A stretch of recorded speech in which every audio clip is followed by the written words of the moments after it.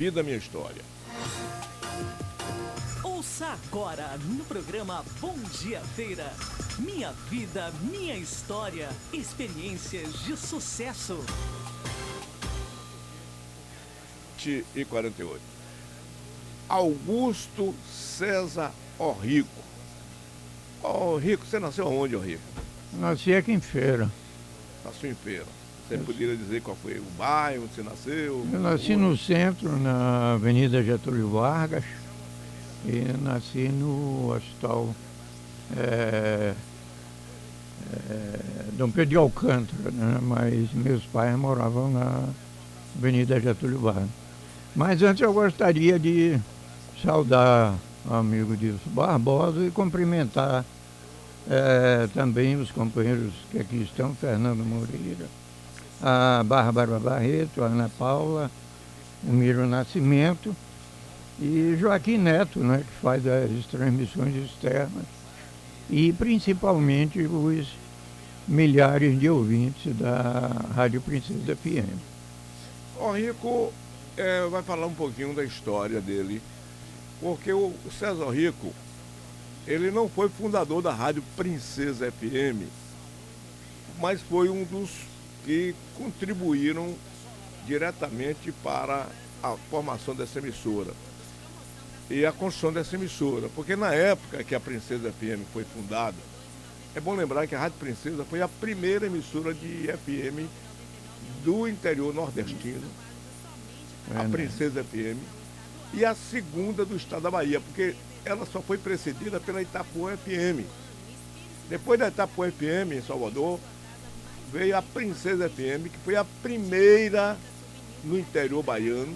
Exatamente. E a primeira no interior do Nordeste brasileiro. Essa rádio aqui que nós estamos aqui. Mas tudo isso nasceu de uma ideia do empresário de roupas de moda, Zé Olímpio Mascarenhas, que era um fanático por rádio. E uma certa feita o Zé Olímpio perguntou: Dilson, como é esse negócio de FM? Eu disse: Zé, isso é um negócio ainda complicado, não tem... Primeiro, não existe rádio FM ainda, um ou outro aí, mas me oriente aí. Aí eu disse: olha, os passos são esses. E o que é que eu faço? Você dá entrada na documentação. O governo naquela época estava caçando alguém para ganhar canal de FM. Entendeu, Ana Paula? Hoje o canal de FM está custando uma fortuna. Naquela época, o governo ficava caçando com espingarda quem quer, para dar de graça um canal de FM, porque o governo pretendia desenvolver o projeto de FM. Exatamente. Como era de graça, Zé Olímpio disse: não vai pagar nada, então mas tem que montar o equipamento. Era assim, viu? Hoje um canal de FM está custando uma fortuna. Mas na época o governo queria dar de graça. Quem queria, ninguém queria, viu, Ana Paula? Quem quer uma rádio FM?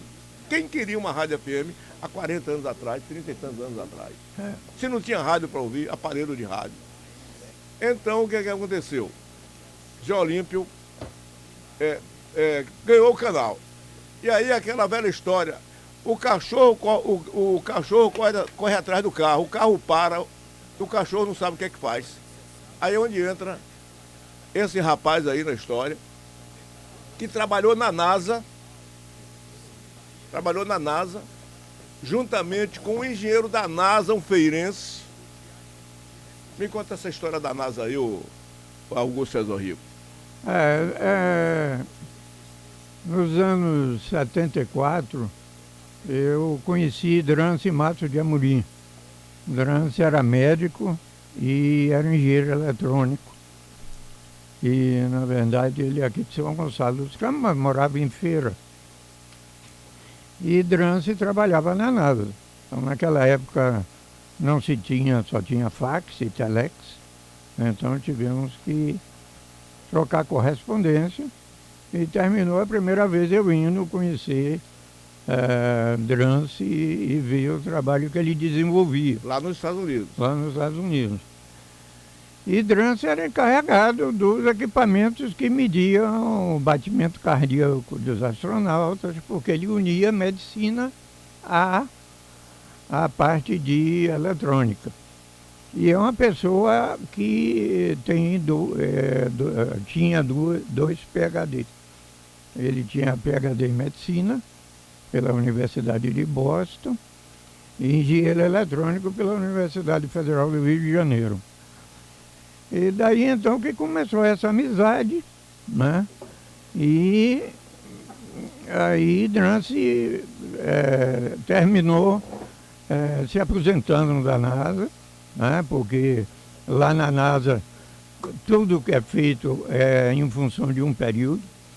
Você tem uma missão Apollo, tem X anos, a missão Global Surveyor, que é para Marte, ou a Pathfinder. Então, os contratos são temporários enquanto dura aquele projeto. E ele resolveu vir para cá, os pais dele já estavam doentes. E depois fizemos outras viagens. E aí foi quando surgiu o Zé Olímpio com a Princesa FM. Mas naquela época só se tinha condição de importar os transmissores. O Brasil praticamente o que fazia tinha uma empresa chamada Telavo e WTK, que produziam, mas eram mais na área de AM, né? E a parte de FM eram caríssimos equipamentos, né? Então, Zé Olímpio acertou com o Drance, e aí eu também dei meu testemunho do que eu vi lá. E Drance montou o transmissor. Então ele montou todo aqui em Feira, numa empresa que ele trouxe toda pronta dos Estados Unidos para cá. Inclusive a residência dele ele trouxe toda pronta dos Estados Unidos, veio de navio. Uma casa de madeira, né? Uma casa de madeira, exatamente do que era. O doutor Drance trouxe, essa data eu não Ele sabia. trouxe o carro dele, ele teve isenção diplomática, né? Por ter trabalhado lá, porque ele trouxe muita tecnologia. Então ele trouxe a centrífuga que usava na pia da cozinha, para você ter o mínimo de requisito e de detalhes, as cortinas, e a casa veio toda pronta de navio, e o carro dele também. Inclusive a placa dele, ele tinha concessão para que usasse a placa que ele usava nos Estados Unidos, né? Então, praticamente, como não tinha internet, mas ele vivia muito, né? Ele foi americanizado pelos anos que ele viveu. E Drance projetou todo o circuito integrado, tudo pronto. E a única coisa que ele não fez foi a válvula, né? E nem o sistema irradiante. Então, eu acompanhei essa fase de montagem, né? Por um custo extremamente mais barato, né? E quando eu pensei em fazer a Rádio Antares, aí já foi mais tarde. Aí eu comprei um transmissor da Telavo, que eu fiz o Finame para 5 anos. Não foi pela Caixa Econômica, né? Nosso amigo aqui, né?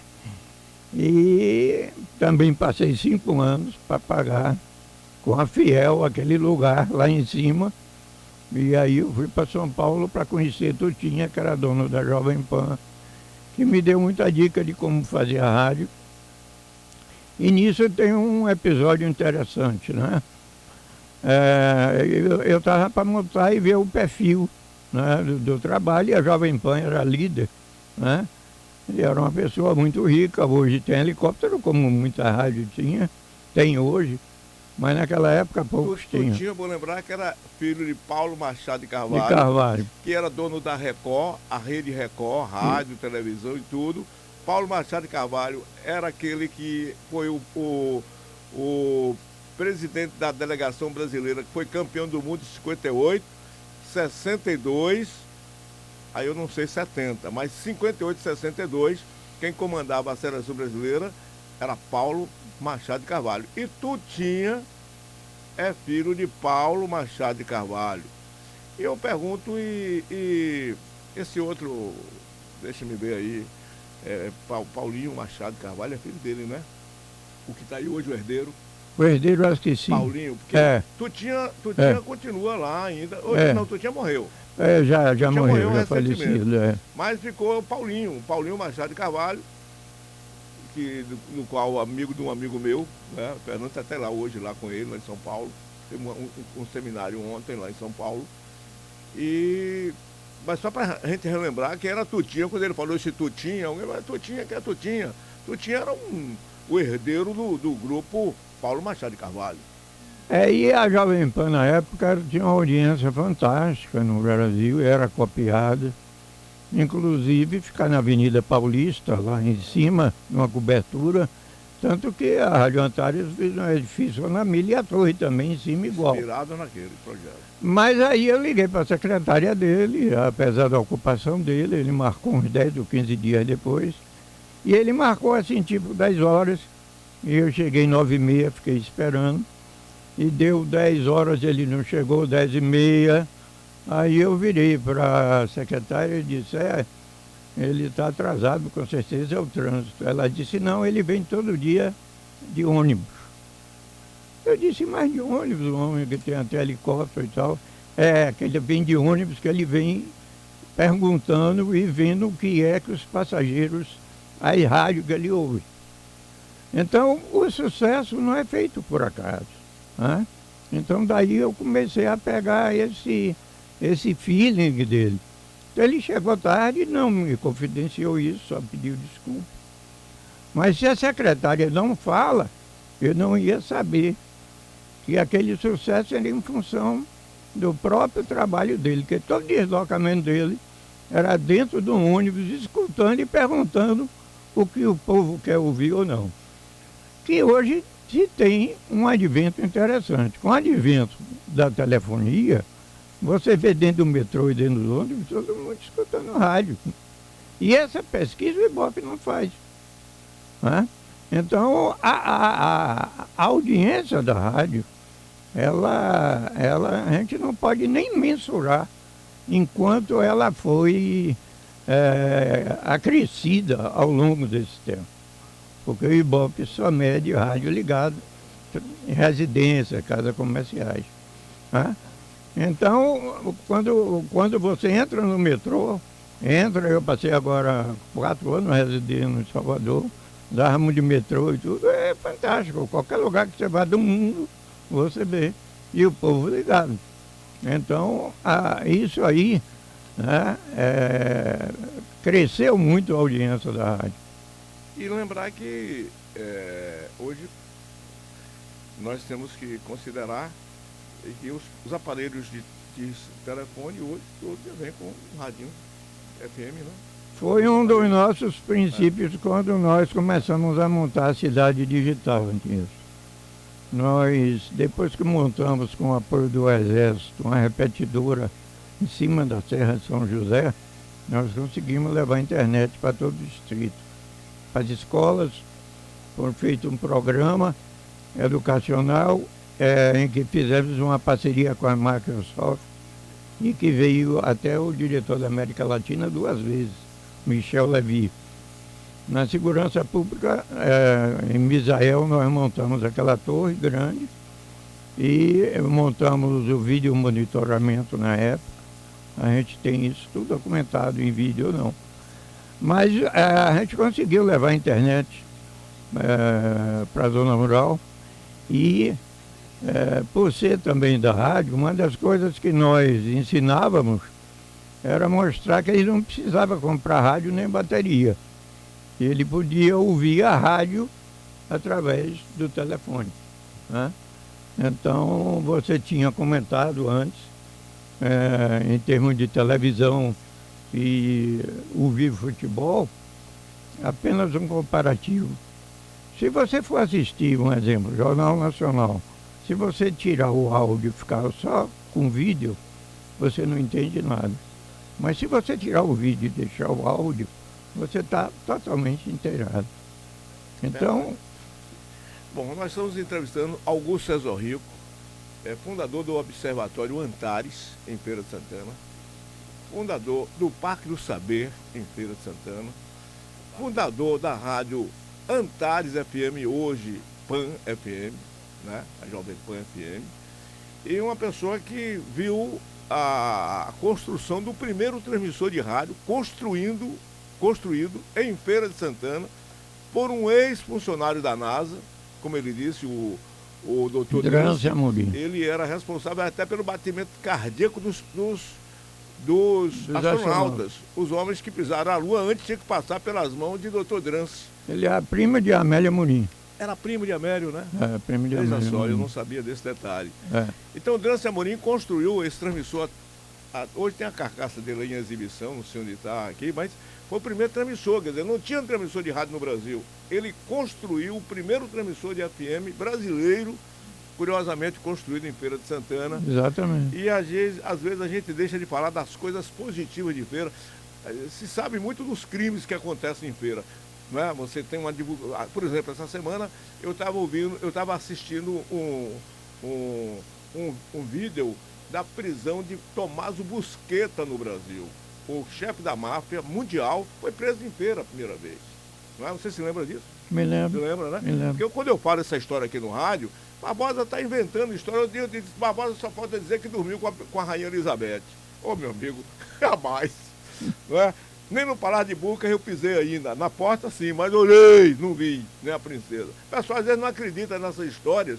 Não histórias, são histórias mesmo que são contadas por pessoas que viveram Feira de Santana, como Augusto César Rico, como o doutor Drance Amorim. E eu não sabia que aquela casa, que está ali até hoje, aqui no bairro de Capuchinhos, que tinha vindo de navio para Feira de Santana. Imagina você trazer uma casa de navio, lá desmontada, né? Carro e tudo. O americanismo dele era tão grande que até a residência dele ele importou dos Estados Unidos. Então tá ali para quem quiser ver a casa, tá ali no bairro dos Capuchinhos. Curiosamente, até fui advogado da esposa dele, Dona depois que Sônia. ele faleceu, não é? Um lance lá. E eu não sabia desse detalhe da casa, não. A casa tá lá até hoje, mas eu não sabia que essa casa veio de navio. Então o Drance construiu o primeiro transmissor de rádio FM no Brasil, não é? Então, César, agora vamos falar o seguinte, o Observatório Antares. Eu vou lhe pedir permissão o seguinte, vamos fazer uma interrupção nessa entrevista sua, você vai me falar o que foi que deu na sua cabeça de fundar um observatório em Feira de Santana, onde a gente sabe que só tinha observatório, parece que um no Rio ou São Paulo, um outro no Chile, acho que na América só tinha um eu não sei, posso até estar enganado, só tinha um observatório do Chile, um em Los Angeles, na Califórnia, e um outro em Feira de Santana. Porque maluquice botar Aí alguém disse, isso é uma maluquice criar um observatório em Feira de Santana. Aí vem um sujeito e disse, esse cara é maluco, vai botar um observatório em Feira, para assistir, para ver a Lua, para ver o homem descer na Lua. Esse cara fez isso em Feira de Santana. Visionário Augusto César Rico. Né? E criou a Rádio Antares, que hoje é uma série de coisas que essa cabeça que está aqui nos trouxe para Feira de Santana. Mas, entretanto, Feira não registra isso. Eu não sei se nós temos uma literatura que fale dessas coisas positivas de Feira. Agora, e Luca da Feira, que matou não sei quantos, que Lampião passou por aqui. Que Tommaso Busquetta foi preso em Feira de Santana. Aliás, eu estava assistindo o vídeo da história do cara. O cara entregou Deus o mundo na máfia, né? Ele entregou os mafiosos todos da Itália. Depois de preso, ele saiu denunciando, de modo que ele não tinha mais lugar onde morar, porque a polícia tinha que acompanhar ele em tudo. Quando ele passava um mês numa casa, um mês em outra, morou em 200 mil casas, porque onde ele ficava nem queria matar ele, por ele ter denunciado, inclusive o Totorrino lá, o famoso Totorrino lá da Calábria. Mas aí a gente sabe que Tommaso Busquetta foi preso em Feira de Santana, que Luca da Feira, que Lampião passou aqui pertinho e mata 7. Agora você não sabe quem fundou o Observatório Antares, quer dizer, não sabe, eu falando no sentido genérico, quem foi Amélia Amorim, o fundador desse patrimônio cultural que ele fez, está acabado aí a abóbora. Você não sabe da história dos que construíram a Universidade Estadual de Feira de Santana, né, que é um patrimônio nosso. Enfim, uma série de coisas positivas que Feira de Santana teve no passado, que pessoas que fizeram Feira de Santana e que a história abandona. Né? Mas se é de crime, todo mundo sabe. 8h07. Ô Rico, 2 minutinhos aí. Eu vou pedir a você um tempinho, porque nós vamos